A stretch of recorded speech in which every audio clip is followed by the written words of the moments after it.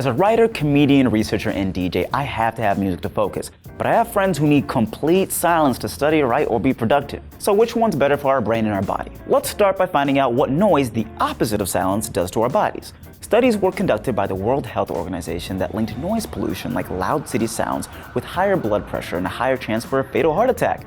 Alright, don't panic. The neighbor playing Migos at 4 a.m. isn't going to kill you, but prolonged exposure to a noisy environment can lead to cognitive deficits as well. Studies have shown that students in schools near airports and train stations have suffered negative effects on long-term memory and reading comprehension, leading some cities to require soundproofing in schools. So, noise may not kill you, but it increases your stress levels, which is no bueno for your brain long-term. Are you hearing this, construction workers who have to fix my sidewalk at 6 a.m.?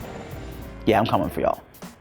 Silence, on the other hand, has been correlated with lower stress hormones. Also, studies done on mice in 2013 found that those exposed to silence over white noise or even Mozart express higher rates of neurogenesis, or the production of neurons in the hippocampus, the part of the brain that processes memory.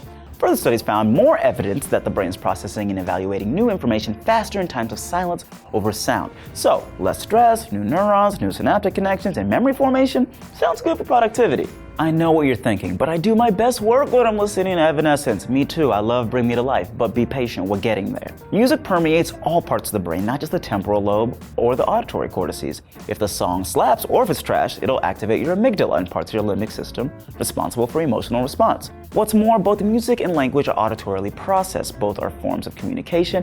And I don't know about y'all, but I consider music like a language. I mean, have you seen sheet music? That's like from a different alien race. New research shows that there may be neurons in the auditory cortex that activate specifically for music, not language or other random sounds. So if your brain is busy processing emotions, lyrics, and now there's all these new other neurons firing, how much attention is left to remember SOHCAHTOA?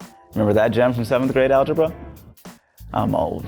Science says, it depends. A 2010 study found that music may impair cognitive abilities if you're trying to memorize a specific order. It could be thrown off by a key change, a lyrical choice, or Drake getting you deep down in your feelings. Even if you're not distracted, a 2006 study measured the effects of tempo on the cardiovascular and respiratory systems.